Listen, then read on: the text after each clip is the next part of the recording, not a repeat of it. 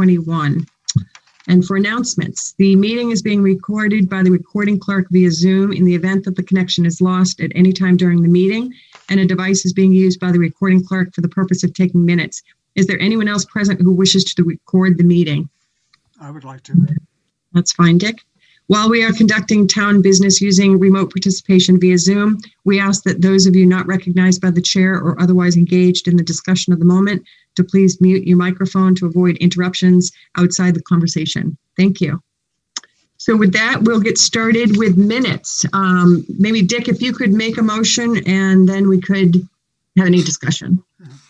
Motion to approve the minutes of the Select Board work session held on November 12th, 2020. Second. Is there any discussion? Hearing none, I will move to roll call. Mr. Hook?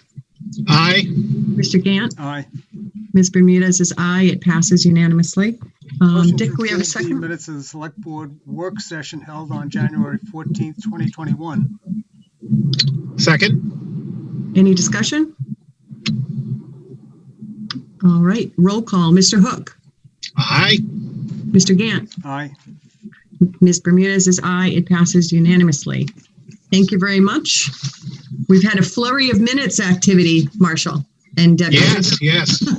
We're trying to get those moving. Okay, so now we'll move on to the pandemic response nurse services. Kevin, if you want to give us a little bit of background on this, and then we'll make a motion. Sure. This is an amendment that allows us to extend our initial agreement, which, if you remember, the pandemic nurse was brought on to service Middleton, Topsfield, and Boxford, help us with contact tracing. A lot of the work she's been doing has been at the schools because we've seen a lot of cases, unfortunately, there. However, in general, our cases are done in the last week. We went from red to green on the state map, which is some good news in general, but we do know there's still a lot of work to be done. And so the town administrators in those towns, we all had a conversation about extending, and Boxford prepared the document that you have in front of us to allow us to do so. Funding for this position, we believe this position will be 100% reimbursed by FEMA. In the event that they reject that, we will look to draw down on the $30,000 earmark that we received from the state for COVID-related expenses. So we do have non-direct taxpayer dollars to use or to have reimbursed against that to allow us to continue the service. Great, and I'll just note $40,000 one you're talking about, right? So it was proposed at 40. I was told it went through and successful at 40.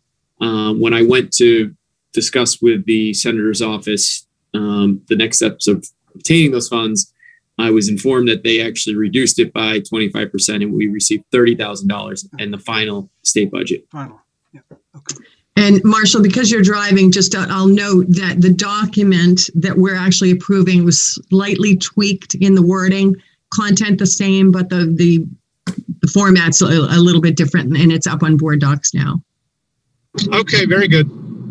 Mr. Gant. To approve the First Amendment to the intermunicipal agreement dated February 18th, 2021 by and between the towns of Boxford, Middleton, and Topsfield for pandemic response nurse services in accordance with the provisions of Mass General Law, Chapter 40, Section 4A, for a term ending March 31st, 2021. Second.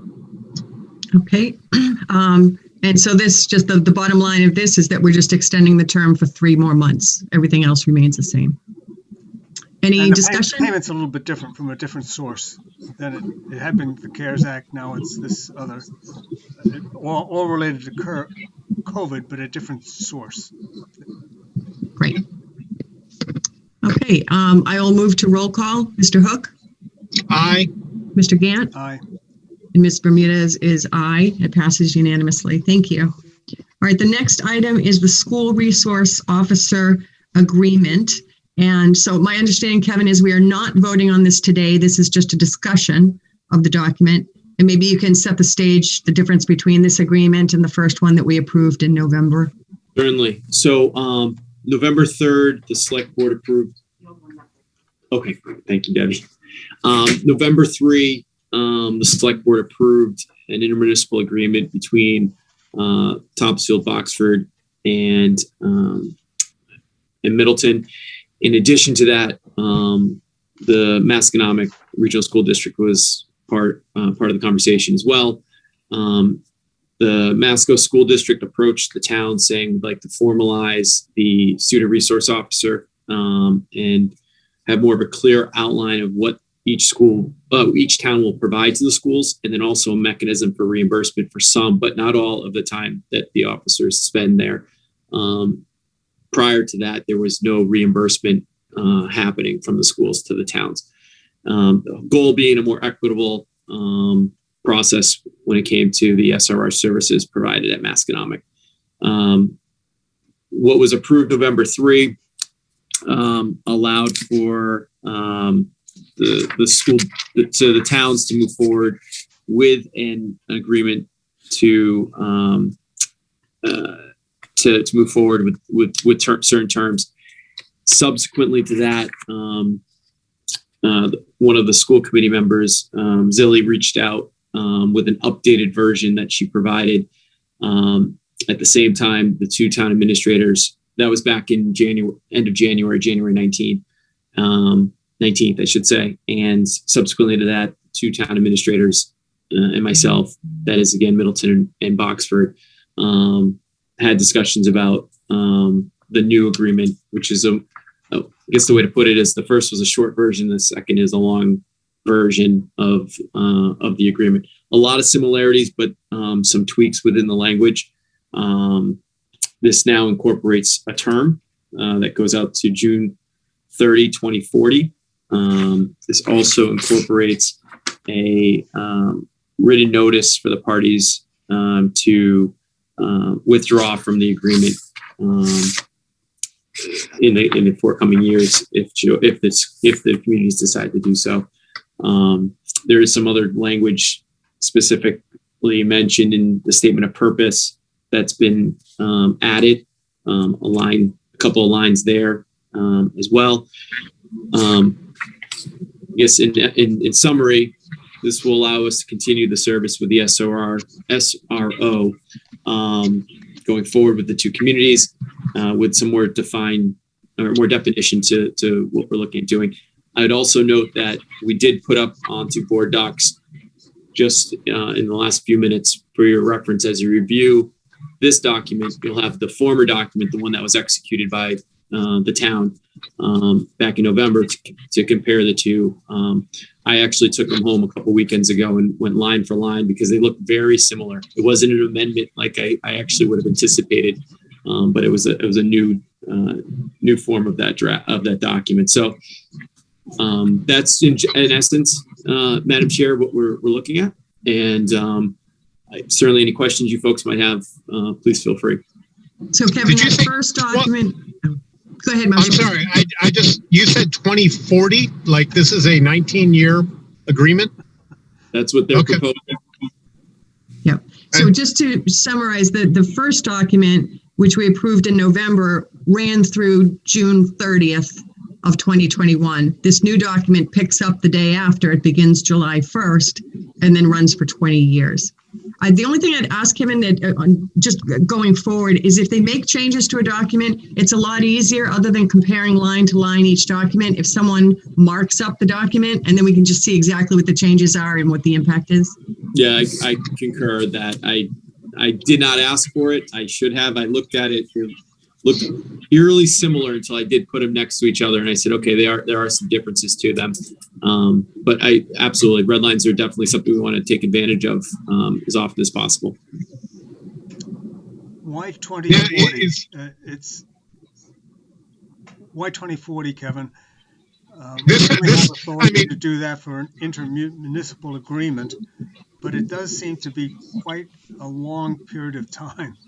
Based on things like, for example, what's in it would start out with the dollars that are going to be spent or allocated for FY22, which we're going to sound pretty stale when it comes to about 2030 or 2040. It just seems like an extensive time. It doesn't. I'm sure that I have great question as to whether it would stand 20 years with all the kinds of changes that go on. My suggestion is that it be less than that. That's one suggestion. If we have comments, can we send those to you then, Kevin, if we have markup on that document? Please do. Yeah. So what I have a placeholder on Monday's select board meeting, if we were at a comfort level to move it forward. If not, and there's comments that you'd like to incorporate, I'll certainly bring those back directly to the town administrators before we take anything up for a vote. And to the school district, I assume? Yes. How much are they involved with the wording here? So the school is talking with representatives of the school on this. They're stepping back and letting the three towns work through the agreement and then letting them present the final document to them. Okay. Yeah. I am also kind of hung up on that amount of time. Where does that come from? Is there a reason behind that? Is there a theory behind that? That just seems like an inordinate amount of time for, frankly, any agreement of this sort anywhere. It's a long time. Yeah, I certainly my eyebrows kind of rose when I saw that myself. I think that the general sense is that I think they want to just put it on the books and move it. It's been the SRO officers, as I understand, has been operating out of Masconomet for some time. I think they were trying to be as aggressive as possible with laying out some sort of term that would put this in play for without having necessarily go back for some time. I'm certainly, for the work session purposes, is exactly what I was hoping to discuss, so I can go back to them and share the thoughts that you folks have. So if you want to provide me with a red line, some point maybe midweek. It's not too terribly long of a document, so I don't know what's reasonable to ask of you folks. But if you want to submit something back, maybe midweek next week, towards maybe by Thursday morning, I could send that over to my counterparts and provide them with another document with some comments and edits potentially in there, and let them provide feedback back to us. And then maybe a further work session, I think we have one on the 4th. We could certainly look at this again with any types of, cat out of the bag. We're looking to have one on the 4th potentially. And that was coming up. Yeah, sorry, out of order. If we do, that would be a good time, I think, by the 4th. So if I had something by midweek next week, I could send that over to them, get their feedback, and be able to come back to you folks with what their either counter proposals are or their answers to questions we might have. Okay. Kevin, if we're getting this back to you by Thursday, then it definitely is not on Monday's agenda. No, it's on there, posted as a placeholder. We'll just say we're still working through some of the language, and we'll take this up at a future date. Or we can discuss the language if it turns out that you have some material you got questions on. We could discuss it then if it's on the agenda. That's great. Certainly. Just pass it by.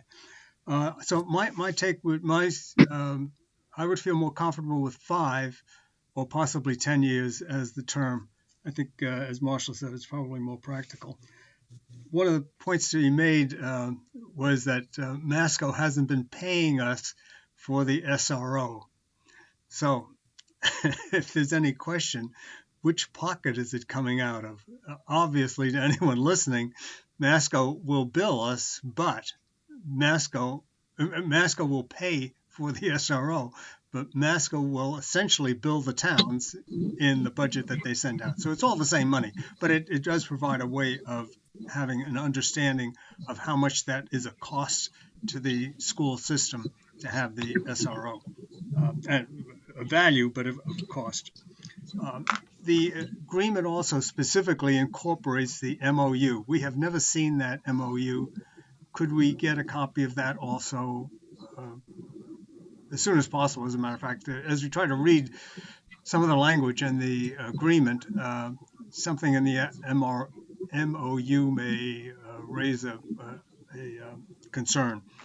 And the way this is written is, since the MOU is incorporated as part of this, if there's any interest in making a change to the MOU, it would need to come forward to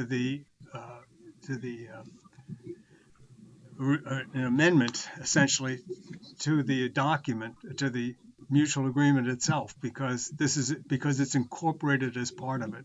So think that part through also, because I think the MOU may have a number of changes in it. That's where really all of the plumbing is in that MOU. It must, I've never seen it, but based on the things that they have to be able to deal with, that's where the real plumbing is. Kevin, since signing off on this in November, this is how we're operating now. And how is that going?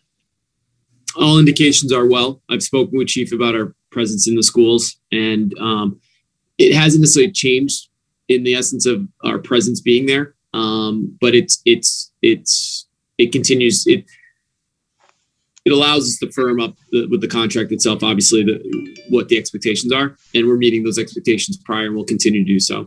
So how is the billing process going? Because that's really what this addresses.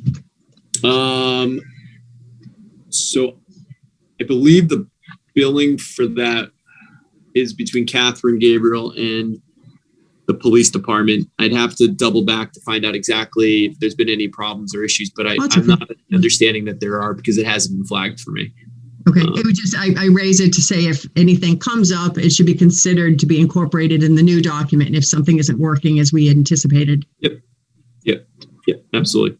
Okay, any other input to Kevin at this point? Okay, thank you. Move on to the next one, which is the downtown revitalization update. Kevin, do you want to take that, and then I'll jump in if I think of anything else? Yeah, no, it certainly, we should definitely team up on this one. So a few weeks back, it was requested that there be an update on downtown revitalization at one of the work sessions. So I wanted to put this on the agenda for today. There's a number of things, obviously irons in the fire right now when it comes to downtown revitalization, but one of what I believe personally is the three most influential things that could happen. One is a master plan. Two is actual recruitment of businesses to come downtown, and also maintain relationships with our existing businesses. And three is the old garage. And so by way of update to all of you, I know we've talked about this in different settings and different meetings, but we've been moving forward with the process on the disposition of the building. And currently we are working with Hancock, their engineering firm, to do the formal subdivision of the property. As you know, the property is connected to the fire station. That is one large parcel. And for the rezoning efforts that we've talked about before that would go into the warrant, we need to subdivide that property so that we can do so. So that will be going to the planning board, the subdivision proposal, if we meet our deadlines, and we're going to do everything we possibly can to do so. If the snow stops, that would also be helpful. But the plan will be to bring it to, and next week we'll be sending it to the newspapers for it to be posted for a public hearing with the planning board in March at their mid-March or 15th, I believe. 16th, yeah. Thank you. So I was just double checking that 16th meeting, where they'll take up the both the warrant article, which is to rezone that parcel into the downtown village district. Actually, 3 parcels. That parcel and the other 2, yep. And that's, from an economic development standpoint, downtown revitalization, that's obviously it's part of the whole conversation with that. We'll be taking that up, or the planning board will be taking that up, and they'll approve the rezoning of those parcels, as well as then the subdivision as well. So we're working full steam ahead on that.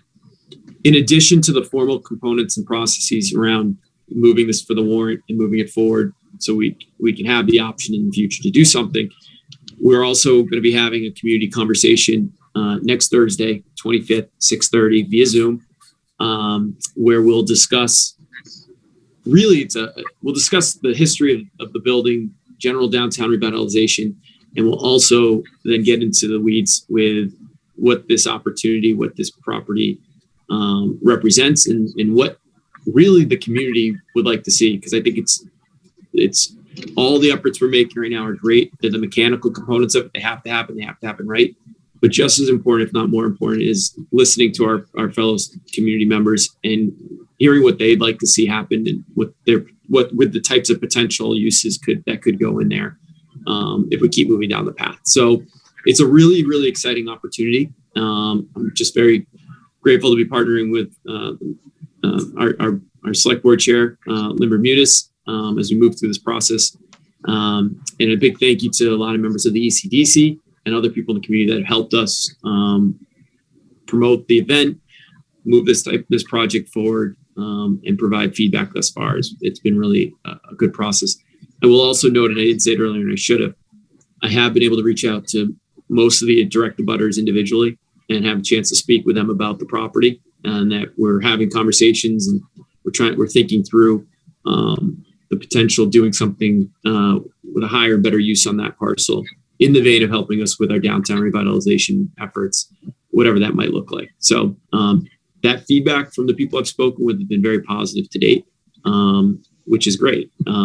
Butters, the immediate butters, I've told them this, you're the people at the front of the line. If you have thoughts for what we should do, concerns, whatever it might be, they have my direct line. They can call me anytime, and if something hits them in the middle of the night, I told them, call me. We'll talk about it and we'll see if it's something that makes sense. So we're really focusing right now on that community outreach around the opportunity. So Madam Chair, I don't know if I missed anything. No, that was great, Kevin. The only thing I would add is, as Kevin mentioned, the ECDC has been reaching out to get as many people aware of these 4 meetings. So there are 3 meetings with the planning board that address the subdividing and rezoning. And then there's the community conversation on the 26th that talks more about what would you like to see developed in that lot once it's subdivided and rezoned, hopefully. So the ECDC sent flyers to the 2 elementary schools, the preschools, the Congregational Church, the Garden Club, Historical Society, the library. They posted on Facebook, and Kevin put it up, or Debbie, on the website, the town website. He's talking to the paper. It's on Facebook. So we want to make sure that as many people who are interested have had a chance to learn about this before we go to town hall. We don't want anyone to feel there are any surprises. And the 16th, as Kevin mentioned, is the public hearing. And that's when the planning board will get all comments back from people before they vote on moving forward with the subdivision and the rezoning. And we look forward to hearing from everybody. It's very exciting. So far, the feedback that we've gotten on Facebook anyway has been extremely positive. And one thing that I've put out there too is that some people have been wondering, is it even possible to develop that plot of land because of septic issues? And in talking with our public health director, Wendy Hansberry, there were many perk tests that were done on that property back in 2001. And it was determined at that time by the town engineer that it could accommodate 1,400 gallons of water a day, which in layman's terms translates into 12 bedrooms or a 40-seat restaurant. That's what the engineer felt that it could accommodate. So that's very positive as well when people are thinking about what could possibly be done there. Yeah, Chair, that's a great point. Thank you. I haven't spoken to that. We early on in the process, we pulled our project review team together and we talked about this opportunity. Not that we had somebody coming in with a proposal or anything like that, but as a town asset, we wanted to understand what we owned and what's possible. And we were at that time, Wendy had mentioned that too, that it did perk, and that was a pretty significant threshold as part of the conversation. So the number of seats too is important, so that when and if there's somebody who wants to do something that might be a restaurant, that's the first question they're going to ask is, does it perk and how many seats? Right. And I just wanted to share that because there were some conversations on Facebook saying, I'm not sure why we're discussing this. It can't even accommodate septic. So I just wanted to let people know it actually can. So it's definitely a worthwhile conversation to have. Yeah. So that was from a downtown revitalization effort. That's sort of right now, I'd say the all hands on deck priority at the moment. just by a couple other updates around things that we have been working on. I mentioned in my town administrator updates at the last regular meeting, we have received the solar lights. They're in storage. Again, the snow. Once that we get past the cold months, we'll be going forward with the installation of those, which will be very exciting. And a lot of people are really thrilled that we're moving forward. I've actually heard from a couple that we've talked about this as well. We have 4 lights that will be placed on private property, not town-owned property, not in the right of way. And all 4, we have the signed license agreements, and all 4, they're asking what's. I had a call from one of them just 2 days ago saying, "What's the update? When are they going in?" We're excited to see them. It was really nice to hear that from one of the business owners downtown. So, yeah, we'll just keep moving forward on that, which is really exciting. And then I also I mentioned as well, there's we were able to secure the remaining $13,000 in the shared street and places grant program that we were fortunate enough to receive $182,000 for back in the fall. And we're looking at a couple different options of things we can do to spend down that money directly related to downtown revitalization, but at the same time, obviously, for what the purpose of the grants is to make sure our streets are safe. One of the things that the grant allows for is wayfinding, which is something we've talked about through the ECDC as well as something that we think might be something to look at. And with $13,000, I think we can make a little headway. Maybe not the entirety of from a design and purchase and installation, but we can certainly start moving that ball forward if that's the right place to put those funds towards. Once we get through warrant today, I told the Madam Chair that we're going to circle back on a couple of those items right away and keep moving those forward as well.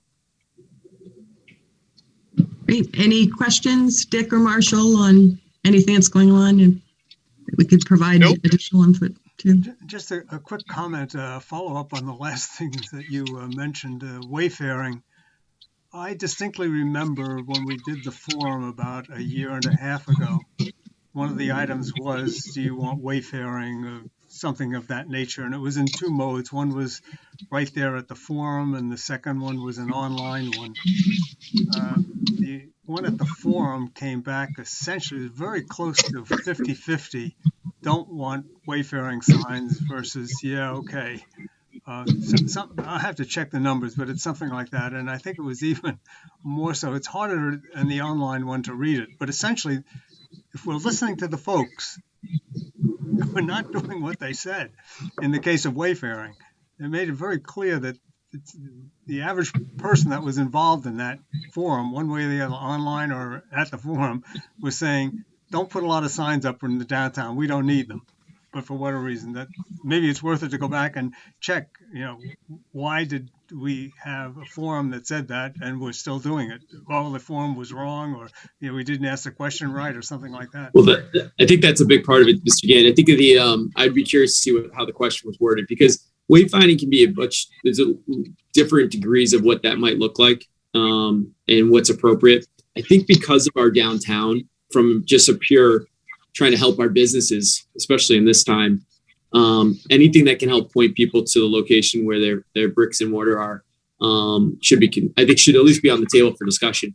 What I'd like to do, in my mind, from an order of operations around signage would be bring somebody in using the grant funds and to help us with some design and make sure we're hitting the right marks, because we have a very historical downtown, we have a historic district that abuts it, obviously.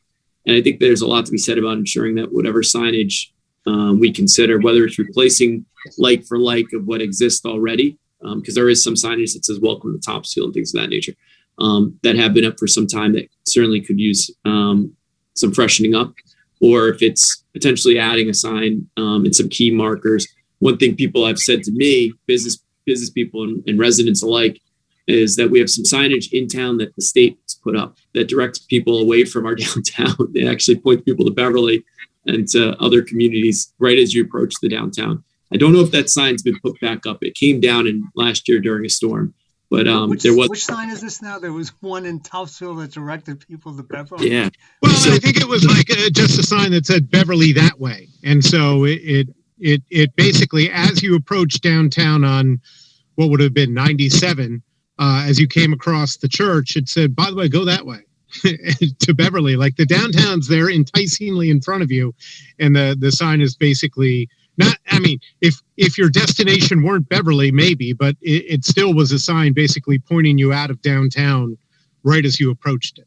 Yeah, we have several of those signs. I think it directs them to 5 different towns without mentioning that the center of Topsfield, take a left and go into it. And then the same off Route 1, the signs, especially coming south, there's nothing that says you have great stores, interesting sights to see in Topsfield, head this way.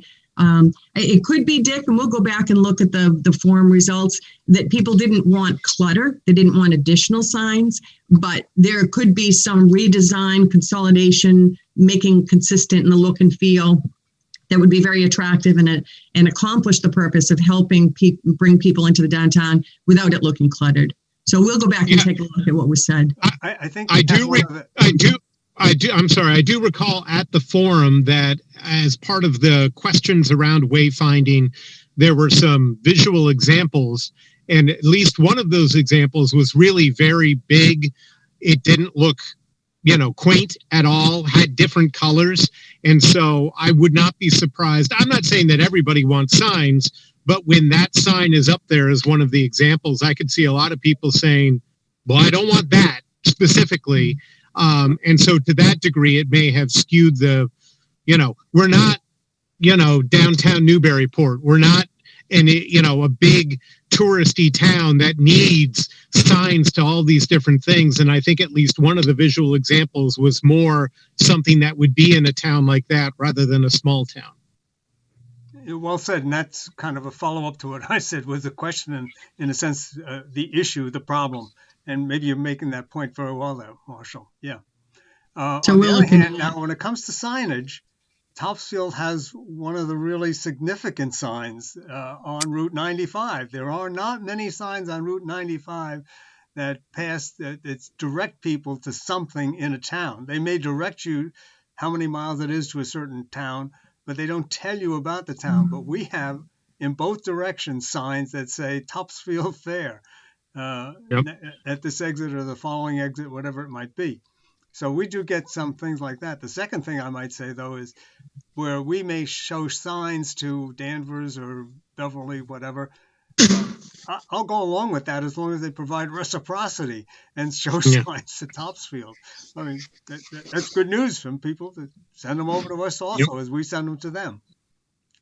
I think one example of what I think about is as you come over Route 1, you're coming down the hill toward the fair. There is that sign right by the co-op that says, welcome to Topsfield or whatever. But that would be a place where you could have on the southbound sign, a sign that said downtown Topsfield that way. More of, rather than, I love that Topsfield sign. And when I bring people to my house for the first time, I purposely go down Route 1 so we drive by that sign rather than come up 95, which is the more direct route to my house. But that would be a good example of people who might otherwise just stay on Route 1 all the way through and think that they have gone through downtown Topsfield because they were surrounded by trees, and then they go by the co-op and the fair and they think, oh, well, that was downtown Topsfield. Whereas if there were a sign off Route 1 pointing you to take a left there or right, depending from which direction, saying actually downtown Topsfield is over here, that would be the kind of wayfinding that outside of downtown I think could be useful. Yep. So that'll be the next on the docket. It's a lot of work to do still, but it's encouraging that we have some funds. So if we decide to do something, that we've got the 13,000 sitting there to maybe do some design work.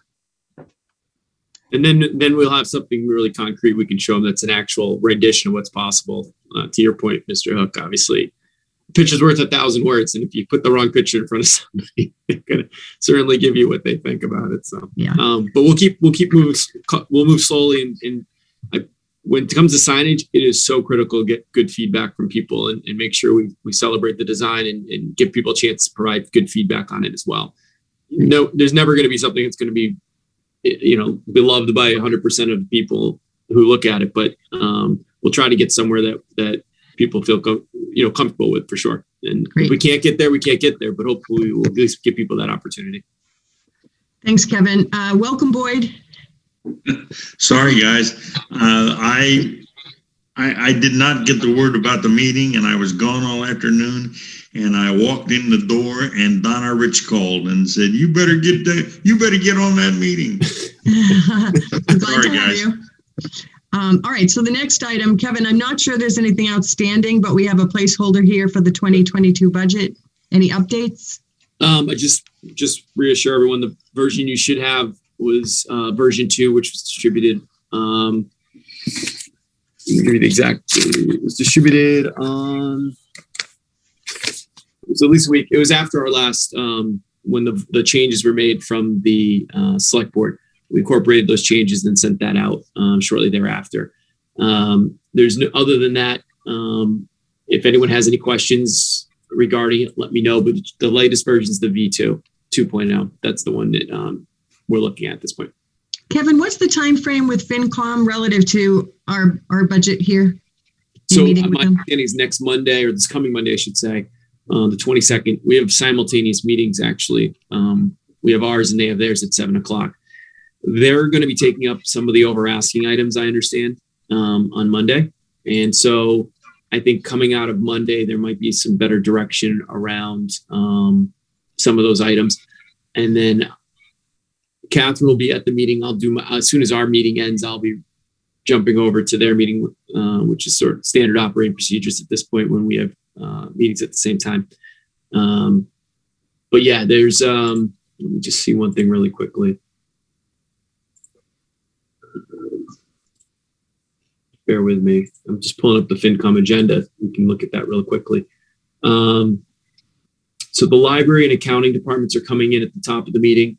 They're actually going to take up the capital as well, and then review any available warrant articles, which the version that was distributed today, we'll make sure we have in their possession as well, so that they can start looking at what's there. And we'll obviously go over the warrant shortly. And then that seems like the topics of discussion. So they might not actually take up the over asking. I think it was discussed possibly to do it. Doesn't look like it made the agenda for this coming meeting. So maybe push that out in another week before they might take that up. Okay, thanks. Well, I think the big thing with the budget, and perhaps what we should be talking about, if anything, is less the individual budgets as they are and more the other. What our positions are on these various other items. I was just taking a quick look at them before the meeting here, and let me run through them some of them real fast. I mean, there's just a lot of money here that we have to make some decisions. We have to make some decisions on. The good news is that these items are numbered, so it's easy to find them and trace them through. But I'm not saying for or against any particular thing, but just to put in perspective the number of things that we have. Item 16, a planning person, a new person added to the budgets and whatever else. Police wages, small thing for hours, but still extra work, extra hours. Fire wages, about 4 items under that for fire wages. Inspectional services, some $27,000, whatever. The tree warden wants more money. The street lights, based on the budget, wants more money, but we may be able to fix that because we're concerned about how we can get something with the lead lights in time to fix our budget next year. Park and Cemetery want to put some work in fields. The Board of Health has 5 items, everything from wages, minute secretary, animal pickup, sharps, to vaccines. And then we have a person for recreation. I mean, these are a lot of dollars, and I think we know the problems, having been with the FinCom, really, especially Kevin and I have been there at least one time when we went through this Masconomet. The other towns are going down, and well, first of all, Masconomet is going down in the number of students. Unfortunately, Topsfield is going up in the number of students, and therefore our percentage is going up, and therefore the rate of our charges this year are going to be up. But those charges represent a significant amount, enough to affect our 2.5, what we're allowed to do. So Just a couple things take on that. We just have to be right on thinking about how this might turn out, and working hard on getting that budget in line. Dick, we did meet though. We had several meetings on this budget where everyone was given the opportunity to say, I want that in or I want that out. We went through line item by line item and we gave Kevin our feedback. So if anything has changed in your mind, to tell him you want something in or out, but we've had several discussions on this. Well, in a sense, did we take anything out? What are we sending forward to the FinCom? The more that we can clean up, the less that they have to deal with. And that makes it more efficient, and they can spend more time on and analyzing the things that have to be done. As far as I know, we really didn't take anything out. We did discuss last week, or one of the last meetings, we discussed one line item for the town budget as far as electricity. Actually, a couple items related to that. But okay, and we, in a sense, made a change and kind of a correction on that. But the other things are all there, and we talked about them, and I can speak to them. I know what's there, I know what's asked, but are we telling the FinCom that we think we should do all of those things? I mean, that's what it's kind of down to. Well, that's our last meeting, Dick, was specifically, we forwarded to Kevin any items that we were concerned about, that we didn't want to move forward with, or that we needed clarification on. And he went through each and every item and we discussed it as a group. So I didn't hear anybody at that meeting ask for any of those things to be pulled out. Correct me if I'm wrong. If anybody else wanted something out that didn't come out, let's discuss it now and let Kevin know, because we went through every single item that everybody provided to him. Maybe some Kevin, peace of mind. Summarize for us.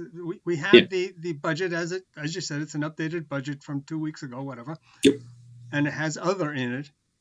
What would you forward based on what you've heard from us? What are you forwarding to the FinCom as other? Everything that's there, or anything changed? Version 2. Yeah. So basically, the recommendations at the last meeting was the updates in the version 2.0, which in the omnibus you'll see on the second column makes any revisions that are necessary or determined necessary. When we submitted that version 2, we hadn't received the updated Masco numbers that you referenced, Mr. Gant, that we discussed at the last FinCom meeting, which is a significant increase, hundreds of thousands of dollars that are, there's going to be some real conversations that have to happen around, and they met guidelines with that. That's the Tri-Town component of that agreement. So we do have a big target that we need to start working on. And the next job is we roll up our sleeves and we start looking at these. And what happened last year was how I envisioned this year. We go back now to the schools and we discuss with the schools, specifically the Tri-Town, which has not met guidelines as of right now. We talk about what their priorities are and start working there. Simultaneously, I'm working through the over asking here, identifying the things that are must haves versus things we'd like to do. And as we get closer and working with FinCom and Mike Hartman, who's doing a great job on the model and understanding how we balance that budget, we'll be able to start chipping away at some of these things. And ultimately the FinCom will look at all these over asking. And they'll vote these up or down based on how the model's playing out to see if there's something that we can, because the over asking is just that. It's beyond the guidelines. Some of them are needed. Like I said, some of them are things we'd like to start incorporating if we could. You mentioned the planner last year that was on till the last phase, and then we ended up cutting that to balance the budget. That's a new position. It's based on how these numbers are coming in. That's something we're going to have to take a hard look at. Would it help us? Certainly. But is it right for this year? That's a discussion to be had. But my goal every year is to balance the budget. And obviously we have certain things in Topsfield that are out of our control, like Masconomic, that we deal with. But what I have in front of us, what I'm looking at on my screen, which you just referenced, Mr. Gant, are the things that, the departments feel that are needed to keep the operations going. And as we work through it, when we determine that we need to come down here, here, and here, as town administrator, I'll start looking and saying, okay, we can, instead of, maybe instead of the 30 hours for the inspector, which I've done some research, it sounds like 30 hours is what I've heard is probably in the right spot. Maybe this year it's something less that we go out for when we replace Glenn, and maybe it's 24 and we save some money there. But if what we're asking on the over asking is not written in stone, and it's certainly going to go through the process with the FinCom. And that's, I think, where we left it. We said, these are the things that we would like to have additionally. This is the basic budget. These are the additional. Wait and see what comes back from Masco. And they take a look to see, what's feasible. If they come back and say, but, you can do 50,000 over, then Kevin's going to take a look and figure out of the things that each of the departments noted, what, are going to be the ones that go into the 50,000. And if it's nothing, it's nothing. We go back and take a look. But at this point, I think we had agreed that this is the budget that will go to FinCom, and we'll go through that process. I'd just like to comment about the fact that there's no question in my mind that there are things on the list that Dick just read off that are either totally discretionary or at least somewhat discretionary. However, we also know that we've got 3 or 4 departments that are working their people overtime and not getting paid because they don't have the budget. They're trying to get the work done, and out of the goodness of their heart, they're doing that. But I agree that that's a slippery slope, and I think we've got to get those things fixed. And we've got 3 or 4 departments that are asking for more hours to try to get the job done. That's a primary concern to me. Just a side note relative to the schools. We've been working with Masco on some regional agreement modifications that we started to talk about in order to smooth the peaks and valleys. And it sounds like, because we went up so many students, we're getting hit with hundreds of thousands of dollars of increase. The net is that we only went up 7 students. The huge increase is actually the amount that we're being told by the state is our share of the budget has gone up significantly, and we don't understand the formula. So where Boxford and Middleton are being asked to contribute, they break the budget in half. Half comes from the state roughly, and half comes from people's taxes here locally. Of that half that's coming from the state, the amount that Middleton and Boxford have to contribute either went down a little or went up about 2%. Our share went up 6.5%. And we're saying, how is that possible? We're not that far off in the number of students that have changed. So we're actually, Charisse and Zilli have been reaching out and talking with Representative Hill and Senator Lovely to figure out what's in that formula, what changed that would make our share go up so significantly. So that's something that's being looked into right now. And that contributes to, it's going up $340,000 for 7 students. Is that right? That much? Yeah. Okay. Well, good point, though, that there's 2 total different things. They're really separate things that are driving the increase from Masco. The one that I spoke was simply that of, well, I spoke of both, I guess, but the one that I was aware of, and we know the numbers from October 1st, 2020. That's the official date that they give them. They provided those numbers, that we have gone up and the others have gone down. But then there's a second factor that you say.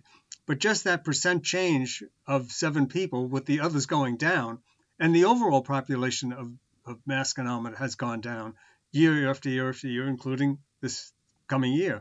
So, there's a lot of dollars, though, is the issue in that they came in on guideline. We have to figure a way to.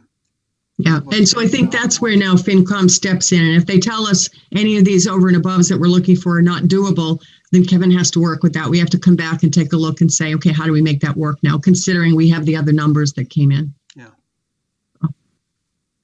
Okay. Do you want to move on to the warrants, Kevin, or is there something would it be all capital right to we maybe do go that? take out of order and put capital? Sure. I was, while working on the warrants over the last week or so in participating in the FinCom meetings and listening and talking with you folks, on the capital, we had the police cruiser represented at $57,000 with about $10,500 of the fit up cost for the new cruiser coming out of the operating budget. It was an effort to try to balance that to get to that $300,000 target number for free cash.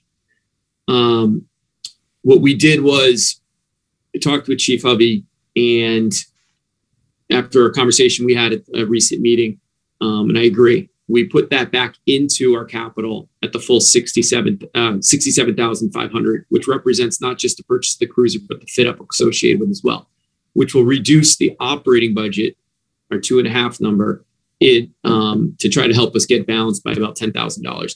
So there's other mechanisms too outside just the over asking, where we're trying to pull string and pull here or there to try to get it, and every dollar counts. So we're trying to get creative with it. But to that end, by putting that in, that now moved us up about $10,000, $11,000. The target number 300 for free cash. We did have a healthy year in free cash this year. And I say free cash, originally put in the raise and appropriate, if you remember, as part for discussion purposes.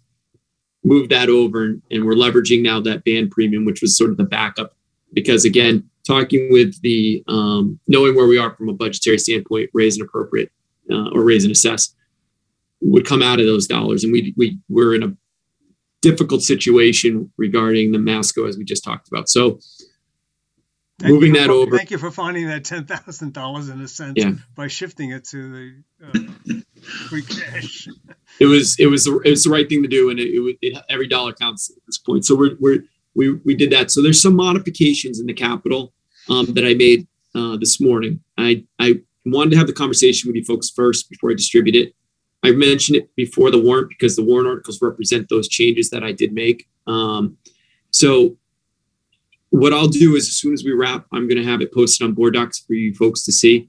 But the changes were no new items were added into the capital or taken out. It was just the way we're going to fund those items was modified slightly, which ultimately the goal being to help our operating budget. The bottom line number is three for free cash, which is that target number is 300,000, is 311,000. And I still have about $12,000 in band premium that I could use to offset that if we choose. But at one of the previous FinCom meetings, we talked a little bit about the capital and that number, and it was suggested that that is a target, and that the expectation would be if there's a need to go slightly over to do so.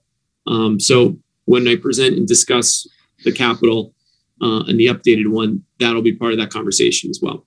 So in essence, using that free cash to help us get the projects we need done, and not looking at the tax dollars that we raised. We're trying to avoid that if we can because of the shortfalls that we have this year. So Kevin, when it says in our capital raise and appropriate 95,887, is that being added to the tax base? So those dollars come from there. Yeah. So when Mike will build a model, he'll build it that'll come out of the tax base in essence. It's not from the free cash or grant or STM transfer. What I will do is I'll send this to Debbie while we're on the line actually, and I'll try to have this posted during the meeting. If we want to come back to it to go over it, maybe after the warrant articles, if there's time, we certainly can. But I wanted to give you all that heads up that I'd made a couple of modifications on how we're going to fund some of these items. Okay. So this is what we will get will be a new version of the capital plan. The capital plan that we have is the one January 5th, right? The capital plan, the last capital plan that we had. Version 3.21520. January 5th. Okay. Yeah. Okay. So we have a new one coming, is what you're saying. You'll have a new one that will be posted onto the board docs under the capital. Okay. Okay. Moving on to warrants. Kevin, I know we just got the document. Yes. On board docs? Yes. Sorry, I just want to make sure I grab a quick note so I don't miss something that is deliverable for y'all. So Kevin is not expecting that we have a conversation about individual items on this since we just got it. I think he more wants to set the stage, and we can go through the timeframes, the meetings, the new additional meeting, so that everyone understands So, When to get information back? so we've been working really hard to put together the first draft warrant. It's just distributed as Madam Chair mentioned. It is still very much draft form, but it's 85% of the way there, 90% of the way there. As you look at it, and maybe we can go through it just briefly to talk about the articles that are in there without going through the detail, but just mentioning so you see what's in there, because there's some changes that have happened. The schools have submitted a couple of items as well that I want to update you folks on. And they're in here now as this being our placeholder, not that single sheet any further. We'll use this as our document.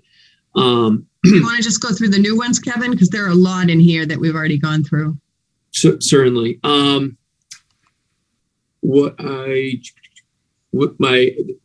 So basically the articles 1 through 6, we all know that. The yellows represent places where obviously we need to input more information as they become available to us. And then articles 7 through 12 is the consent agenda. I put in there, and this is something we could change, on Article 12, every year that, as my understanding, the Town Facilities Repair and Maintenance Fund is part of the warrant articles. It's usually around 25,000, 27's in there this year. Excuse me. That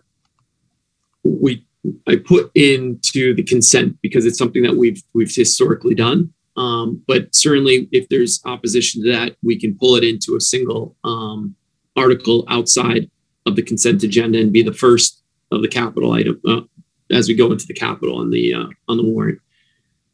So that's that up to the consent agenda. And then after that, we have our capital items, which I put in there, as I explained earlier. Band premium is highlighted on a few of these just to sort of point to which ones are having those. And I do want to make sure from a language standpoint that it's the right language that we should be using to represent that in the warrant for how those funds are going to be used. But as we go through that, again, each of the articles are representative of the capital. Some of the red that's in there, as you see it, that's just late additions that I inserted in there that I wanted to keep track of. The next version, those will be black, but I didn't want to, sort of for my own personal sake, I didn't want to lose track of some of the things that we're working on. So although it's the first version you're seeing, it's my 1.3. So I've been working off of a few versions up to date that I've been keeping track of. You'll notice that occasionally there's a couple of notes. KP Law did look at this. They did a review of the of this as well, made a couple of notes in there as well, tweaked some language as it was needed, and provided some language in certain locations as well. After the capital items, which really end under water storage tank inspection, which is in red, we have copper mine road improvements.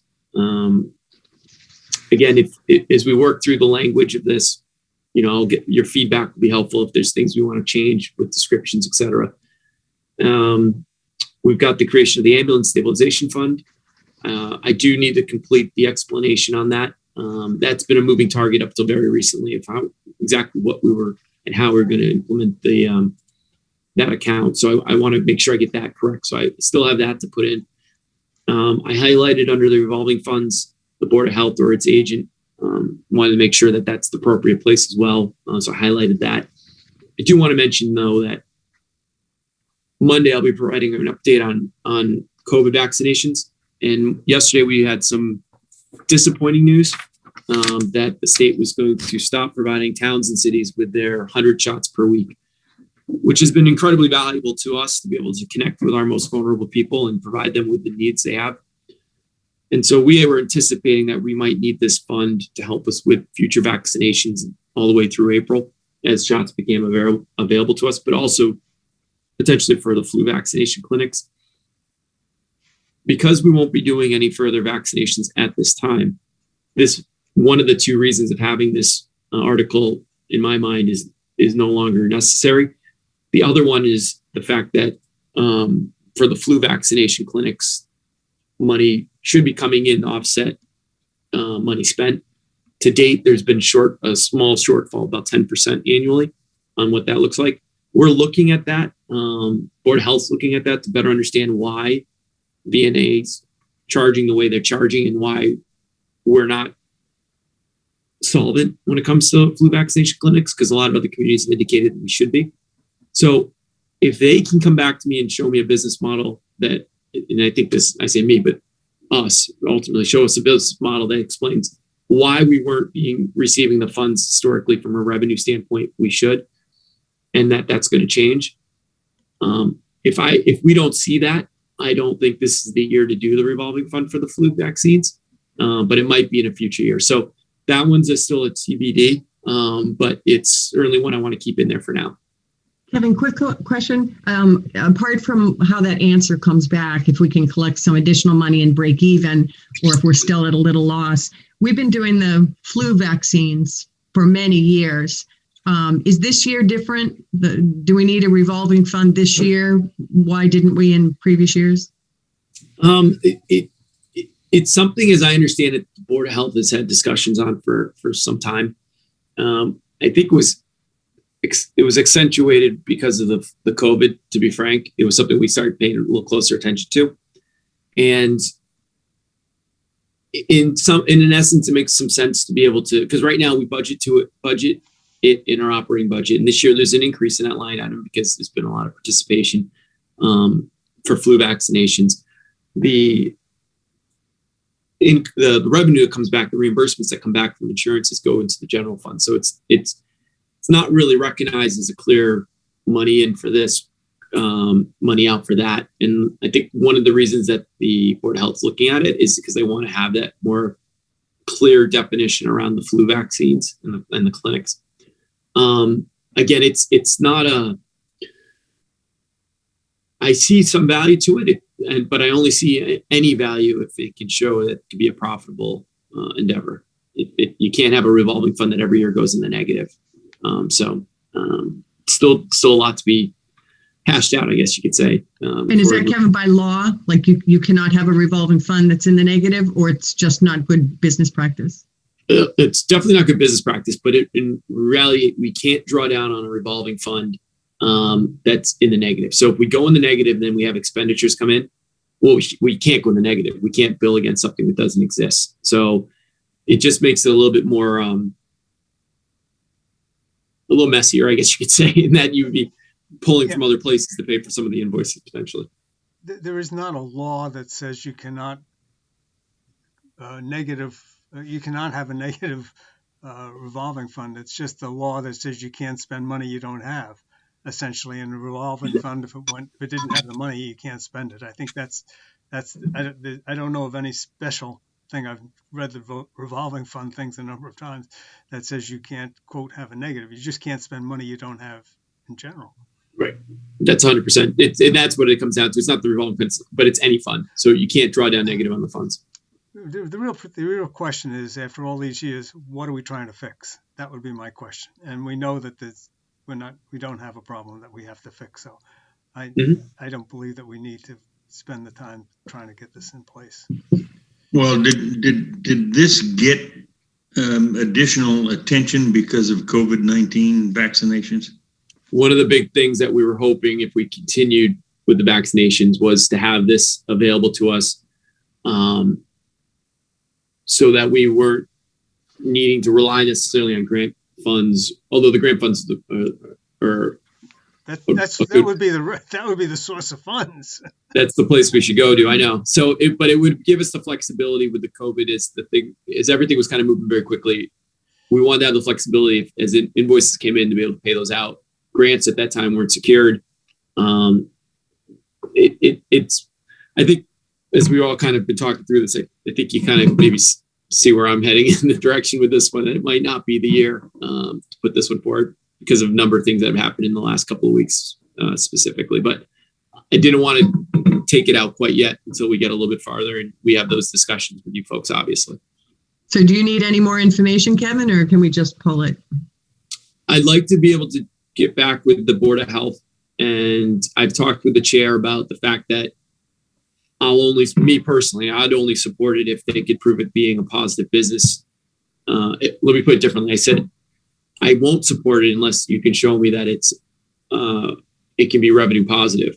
And then it's a larger conversation to the points that Mr. Gant made. If it's something that it's not broken, what are we fixing? Those types of questions. We've done it for so many years without a revolving fund. I just don't know if we get the answer quickly enough. If the VNA has not been reimbursing us to a level that Wendy thinks they should be, that's not going to be a problem that's solved overnight, and certainly not in time for the warrant.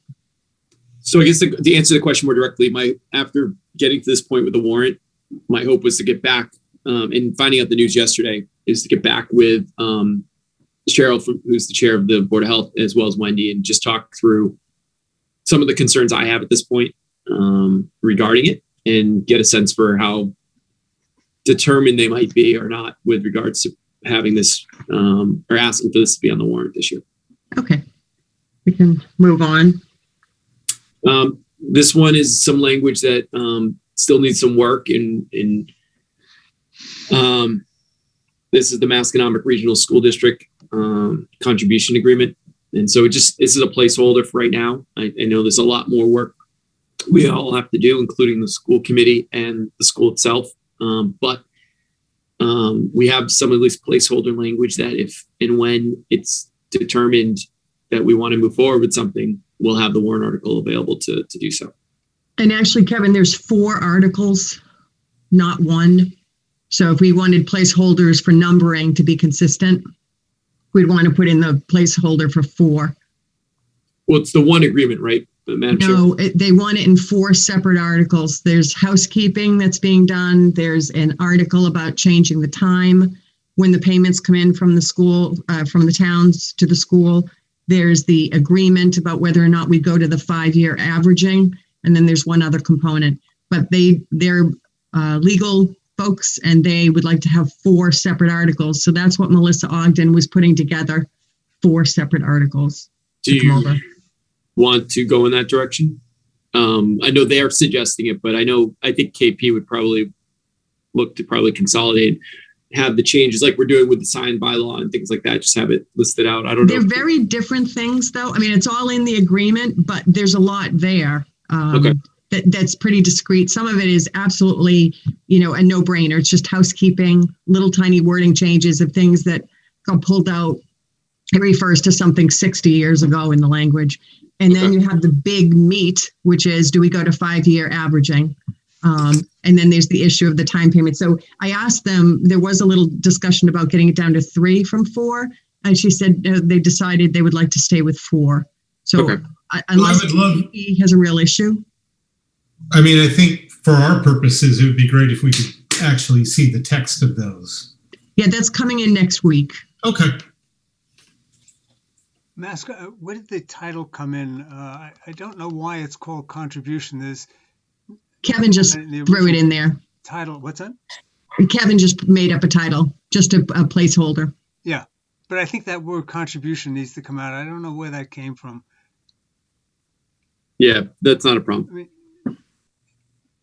Well, in my mind, I think it was kind of focusing a little bit on the fact that it's the primary thing that we've talked about has been the rolling average of the students and what the contribution will look like as a result of that. So that was kind of but yes, that's easy enough to pull out. Very much still a draft form, as we talked about.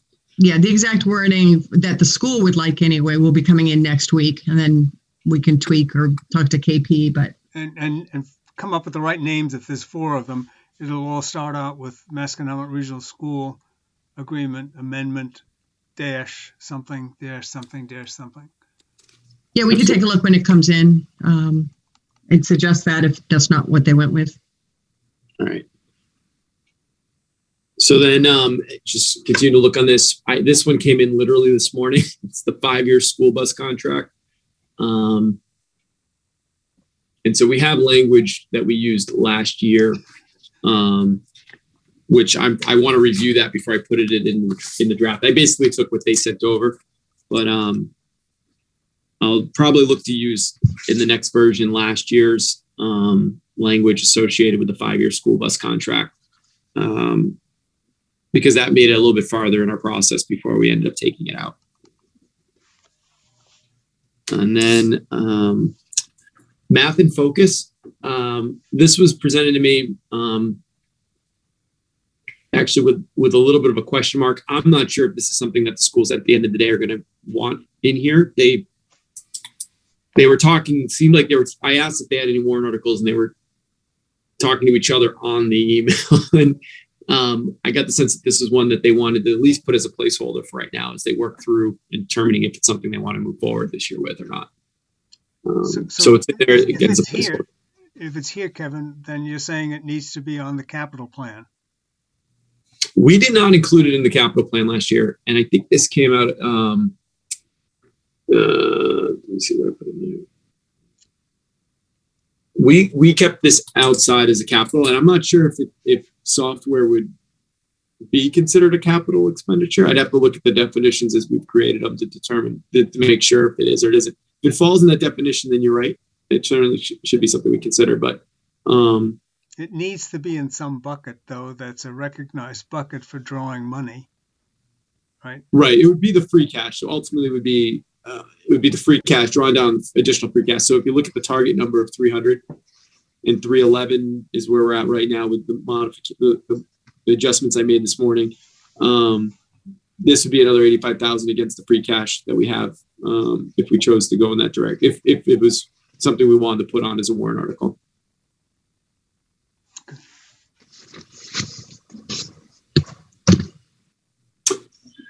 So are they getting back to you, Kevin, about this? So to Dick's point, it should at least be consistent. So if it is something they want to move forward with, we'd want to accumulate it. So I've asked for a meeting with the leadership at the schools for next week to talk about their budget and to talk about their capital, because they've it's come in a little ad hoc at this point, and a little bit after they anticipate. I just want to make sure that we're good. What's the priority? And I want to talk to them too, because I didn't put the clocks on here. Something on the primarily because it wasn't something I was going to look to use free cash for. I was really going to push back on the schools. For instance, every year they have tailings. They call them tailings. They're not technically tailings, but they call them tailings. And I really want to just say, this year, is that somewhere where we could go? And there's also been some grant opportunities that have opened up that might allow for them to use that rather than free cap to pay for the clocks. So those tailings. So at the end of the year, when they have, it's basically free cash. At the end of the year, when their budget comes to close to the end of the year, they'll have, say they were $400,000 in the black. So they had less expenditures than they had budgeted for, which we all should have. They'll use whatever they have. Typically, the school committee votes. It's a vote of the school committee. They'll vote to expend whatever monies have been left on other items. Last year, they used a vast majority of it on technology and some PPE because we were starting to ramp up with the COVID. So extra money at the end of the year. That's it. Let's not let it go to waste. Let's find something we need to spend it on. And I've had conversations about last year. If you remember, we were a little creative with some of our funding mechanisms with the CARES funds, so that we could offset some of our costs rather than having them draw down on the entirety of it to help us be in a better financial position heading into the year. So we'll a good relationship with them all, and we'll keep working on what's possible. The recodification of the general bylaws is in there as well. That will be 2 articles that will be discussed on that. I still need to put some language in there around the recommendation, the explanation, but we've got some good language in here, and this one, because it's very technical, I did ask the KP provide some support, and they gave 2 options. You'll notice on the document there's a deleted section that I deleted. That was the other option of how we could represent the codification or recodification, I should say. This one that's on there, I felt a little easier to read for the layperson, for the townsperson. The other one's a little more technical, so I went with this version, but I left the deleted up there in case anyone had a hard opinion if they'd like us to go in a different direction, how we word those articles. And then the water use restriction, and I would point out too that the recodification is the first of the bylaw section, and then the water use restriction is the next. And that's the language there is what's embedded from the changes that Greg had provided us with. And the public marijuana consumption bylaw, which is the language which we would look to incorporate if we continue to want to move forward with the open container, local open container regulations around marijuana. Could I just go back to the water use one though before we go on? Yeah, sure, of course. Greg provided it. When did Greg provide that one? Is that the one that we looked at? The one that Yeah. I did find A couple of weeks ago. I did find the red line. It appears that there's at least one little change I saw just looking at it quickly with updated from the one that we saw. When did you get the one that is here? Is it the same one that we had? This does have modifications in it. I believe there were some changes that KP made. I asked them to look at the language, review what Greg did, so that if there were any issues from a legalese standpoint, that they would smooth them out for us before I presented you all with something before we got too far down the road. Okay, so it's not the one that we looked at. Okay. I have some comments into Greg. I'm not sure if he's still on vacation. He was on vacation Tuesday, so I'm not sure when he'll have a chance to look at it. Thank you. Yep. Kevin, it doesn't look like any of the comments that I had provided are in this, which, they can go in later, but I just want to make sure that you got them. I did, and I'm surprised that it didn't. I thought we put those in. I'll make a note. I think my last version I think I did it on. Okay. Yeah. No, I There's clearly some updates in this one. Yes. Yeah. Okay. Yeah, if on page 16 is where my comments were, so just so it's easy enough to find. I think KP might have used the older version, not the version I asked them to update it on, because I did pass along that when they were reviewing it to add that in, is just because it was easy. It was just like 3 or 4 words we had to change. So, for version control, I didn't want, once I gave it to them, I didn't want to put it on mine. Well, I'll get those updated on the next version for sure. Sure. And then on the public marijuana consumption bylaw, it's language that's been used in other communities that was provided and plugged in. And then the old highway garage transfer and redevelopment. So I've talked with KP on this one, and so I want to make sure the wording on this one's pretty tight. So I'm hoping to get back with them and just make sure we're heading in the right direction with this one, and then my hope would be to provide you all with an update on that in short order as well. And then the next Kevin, one is, I'm sorry, just a question. Let's see, I see the old highway garage transfer and redevelopment, and I see amendments to zoning bylaw. Does the subdivision go in here? it doesn't need to. It doesn't. Okay. It doesn't need approval from the town. Should we just change the order to have the rezoning occur beforehand, because that has to logically occur before the transfer? So so I struggled with this one and positioning it within the document, to be frank, because typically we have, it goes to just general changes, map and focus, things like that. And last year we had the reorganizing of the different departments, for example. Those come before typically in the warrant, as I look back at it, before the bylaw changes. And after the bylaw changes, we have our zoning bylaw changes. Oh, So I see. that order. However, I put in here the old highway garage transfer even though it's not a zoning change or a bylaw change, it's a disposition.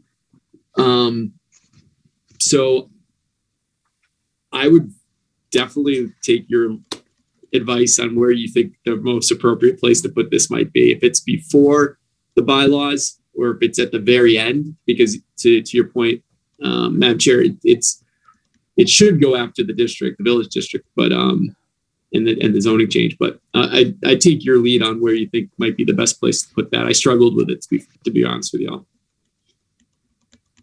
Okay. Yeah, we can talk about it. I wonder if it going after the zoning and put the sign zoning first and then kind of cluster together with the and groundwater, and then cluster one after the other, the rezoning of the district, that those 3 lots, and then following that, the disposition, so that you have 1, 2, 3 zoning all together, but the 2 having to do with that property are together, perhaps. So just put this one at the very end, and then switch the order of the zoning bylaws so that the district's the last of the ones after the sign. Yeah, that's a great idea. That's what I'm thinking. So for the next version, I'll do that, and then we can, if the team wants to further modify that, we certainly can have that conversation. All right, and then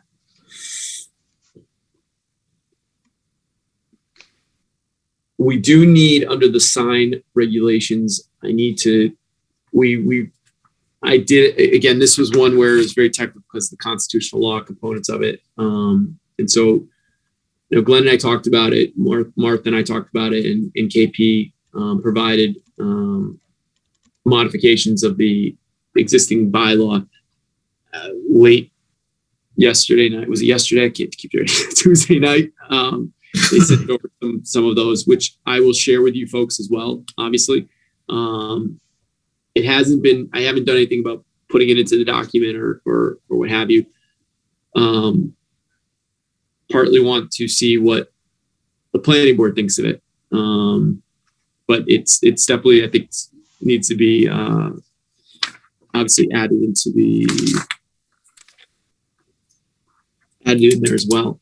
So I'll send that out to you all tonight as a separate one-piece document, which is what KP worked on, which is the sign by law.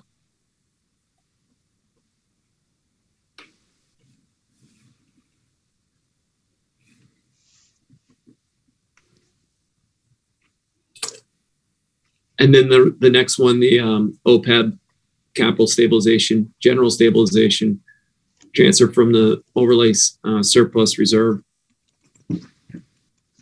free cash to offset the tax rate. And those are placeholders for the dollars, obviously. The election warrant was provided by the town clerk, so that's been updated. You'll notice the date there is highlighted. That's last year's date, but we're looking, we're scheduled technically right now on the 4th, but we've been having conversations about moving that to a Saturday again and doing an outdoor, potentially an outdoor or indoor, but on a weekend, so we can have more space.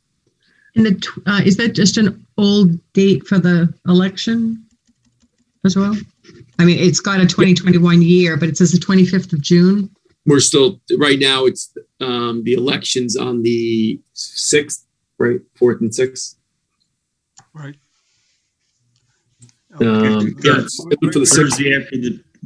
Right now, the state has not allowed us. Last year, the state allowed us. They passed legislation which allowed us to move our election date. We can move our town meeting date as long as it's not outside the fiscal year. But we can't move the election date unless there's special legislation. They passed that last year, and there's conversations right now about doing it again this year. Ideally, from a consistency standpoint, if nothing else, I think it makes a lot of sense, especially if there's a potential for an override or an exclusion or whatever it might be. We would certainly need to. We would want, in my humble opinion, I want to put the town meeting before the election so that if there is those questions, it's on here. We don't have to post it separately. For the question without having gone. I think it's important people have before voting on an override, they have a chance to go to town meeting, hear about everything that's going on, understand it before voting on it. And if we moved our town meeting to the 8th and left the voting on the 6th, that would eliminate that opportunity. But right now we don't have the ability to move it from the 6th, but we're hoping we will. So right now we're shooting for the 8th at Masco. Is that the date that you said was available? So we asked Masconomic a month ago plus to give us some dates that we might be able to hold for a Saturday outdoor town meeting, similar to what we did last year. And they gave us the 8th, maybe on the 15th. And then basically they said after that, they're booked straight through on the weekends, on Saturdays, possibly on Sundays, but at least on a Saturday. And so we've had some preliminary conversations about, if this becomes available, should we do it? But we wanted to make sure we had some dates so that coming back to you folks, we could say, we've secured this date. We were given some dates, and then Beth wrote back saying, we'd like to secure this date. And she's wrote back now like 3 times. That's the 8th. And they haven't confirmed that date for us. Unfortunately, they haven't written back. So actually this morning I wrote to Mike Harvey and I said, Mike, or Dr. Harvey, we're trying to, secure a date so we have a backup plan, or it might become our primary plan.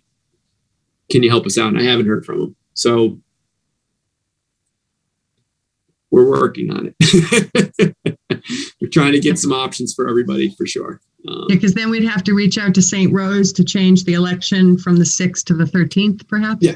Yeah. And we have plenty of time. And the state won't even, like I said, the state needs to take it up and vote and hopefully favorably allow us to do that at that point. But St. Rose has been really good. They're a great partner with use of their space. And that's been talking with them and giving them at least a heads up that that date is the date right now on the 6th, but there's a potential we could be looking to move it. And that's our warrant right now. There's obviously, like I said, there's still some real work that needs to be done on it. But I want to make sure I provide you all with an up-to-date version of it it includes everything to date that we know. Like we talked about Masco, there's still some moving parts there and some other places. Some of the specific language on a couple of the warrants that are highlighted, I'll be working on that language as well. To try to get something over to you as soon as possible. My hope is, and I mentioned it earlier, Chair Bermudez and I spoke about the possibility of doing a work session on it's the 5th or the 4th? 4th, which is 2 weeks from today. Hope being that now that you have a version to look at, again, I know it's still a little bit more work that needs to go into it, but we can get started with starting to review some of the warrant language. If it's acceptable to the board, it would be great if feedback by the end of next week gives you a weekend plus obviously next week and a day tomorrow to look at it. If there's feedback that you have on what's been proposed or what's been provided, I should say, I'll incorporate that into the next version, and then early next week or early in the, either probably like the 2nd, that Tuesday, I'll try to have it all pulled together of any type of edits that you'd like. I can redistribute it to you all with edits included, and then we can have another version that we could look at on the 4th at that work session and discuss those changes that you folks have identified and that have been incorporated in the latest version. Just from feedback, does that sound reasonable or good next steps? I'll clearly follow your lead if there's a better idea. Sounds okay to me. Good by me. Kevin, on the 2nd, when you give us back the update with everybody's comments in it, do you think you'll have, some of these other open items filled in? And so my hope is what I'd like to do is do a version 1.4. And the sections that I've highlighted in yellow, I'll try to start filling some of those out. Anything that's in black right now for the version 1.4, I would not make any further modifications at this time without your feedback directing those modifications. So what I'd like to do is tomorrow I'm going to keep working through some of these yellow highlights, and then at the very latest, maybe Monday, I will send out an updated version with some of those yellows filled. And if that way, if you're working off over the weekend, this version 1.3, that way there's when the version 1.4 comes, you can probably copy and paste those edits into the 1.4 and use that to send back. Did I lose you? It sounds a little complicated. Yeah, that was my point. It sounds complicated. Sorry about that. I'm trying to keep you going without keeping us back from not getting it all out there. I wonder if just any of those numbers, Kevin, just put them into the document that comes back to us on March 2nd. So it's got every update that you possibly have, plus all the comments that we have. So there's one more document coming back to us so that we're not working on multiple versions or have to transfer data. Let me do this if it's acceptable to you all. I know, like, for instance, moving the disposition article and the rezoning article, for example, to the back. I'll start on version 1.4. I'll make those changes that we talked about today and some other tweaks, including the yellow sections that need some updating. And then I'll incorporate off the edits that you have for me on all the other items into that 1.4 at the end of next week. Yeah. Again, I lost you again, didn't I? Well, the end of next week is when we're getting you our edits. Right. So if you keep on keeping up, for your purposes, if you take the version that you have, the one that's on Board Docs, whatever edits you have on there that you want me to incorporate, I'll take those edits and I'll incorporate it into the next version.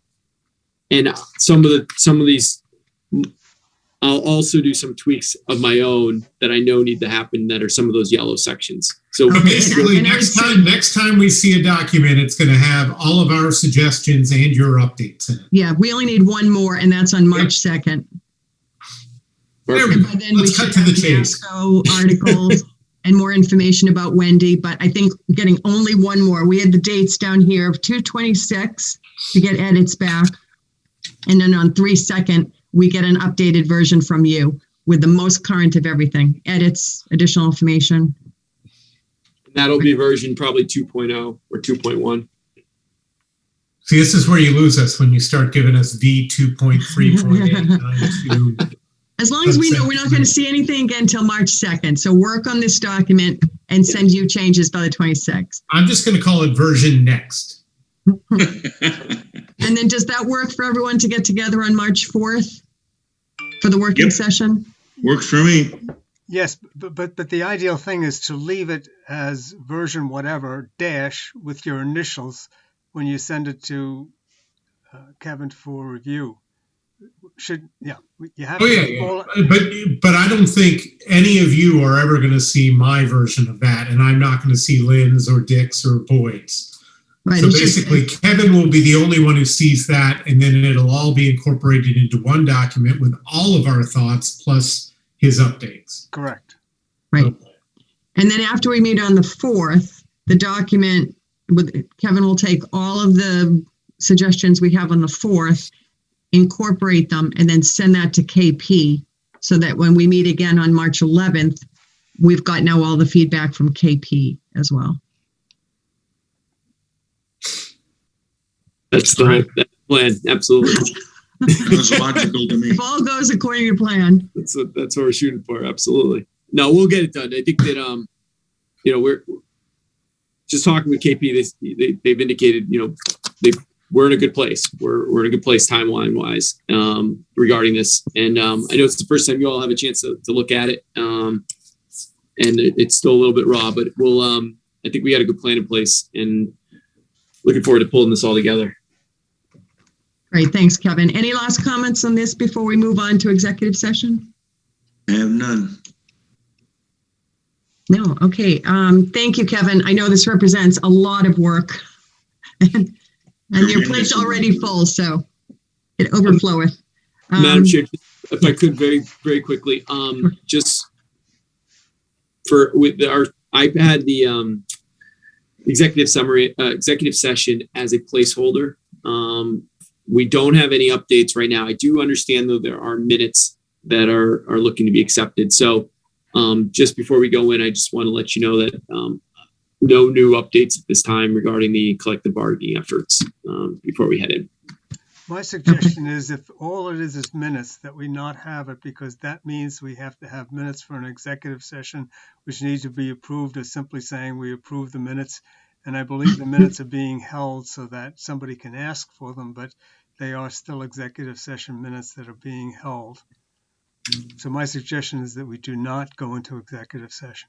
Yeah, I mean, they're sitting there ready to be approved whenever we next have an executive session, but I would agree with Dick that going into one just to approve them generates a new set of executive session minutes that would at some point need to be approved in the future.